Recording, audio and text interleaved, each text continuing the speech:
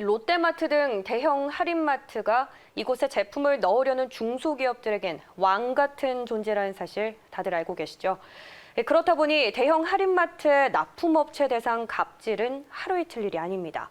하지만 갑질 피해가 1차로 끝나야 되는데 2차 피해로까지 확산되고 있다는 목소리가 끊이지 않고 있는데요.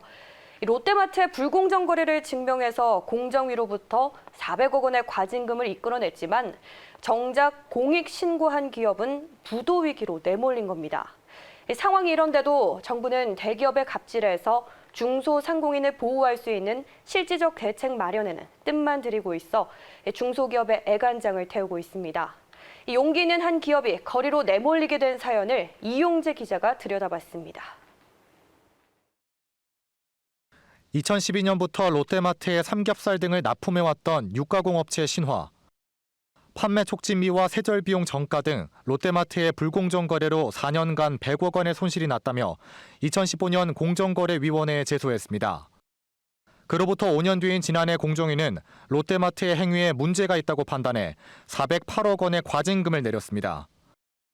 이러한 공정위 판단의 신화는 손해배상 청구 소송을 냈고 롯데마트 측은 취소 청구 행정소송으로 대응에 나선 상황. 롯데마트 측은 공정위의 결과를 인정할 수 없다며 행정소송 결과를 지켜볼 것이라는 입장입니다.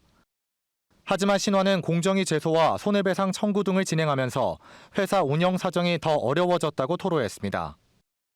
윤영철 신화업체 대표는 국민청원 게시판을 이용해 현재의 어려운 심정을 전했고 분쟁을 이어나갈 지원이 필요하다고 강조했습니다. 행정소송 민사가 끝나는데 또 5년, 7년이 걸리다 보니까 이게 입증하고도 무너지는 상황이 됐거든요. 과징금 일부를 대여를 해서 나중에 이제 그 민사소송 손해배상을 받았을 때 회수를 해간다던가.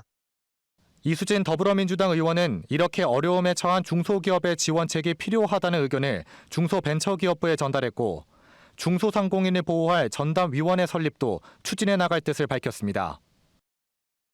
저리 대출을 하게 하고 그다음에 이제 회생 신청을 하더라도 그 기간 동안에 금융 지원을 받도록. 이와 관련 중기부는 오는 26일 종합감사 전까지 이에 대한 방안을 수립하겠다는 계획입니다. 중기부는 이 의원으로부터 받은 요청서를 토대로 여러 방안을 준비 중이라며 긴급 경영안전자금과 상생법을 활용한 방안 마련에 초점을 두고 있다고 밝혔습니다.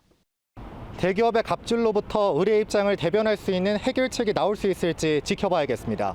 매일경제TV 이용재입니다.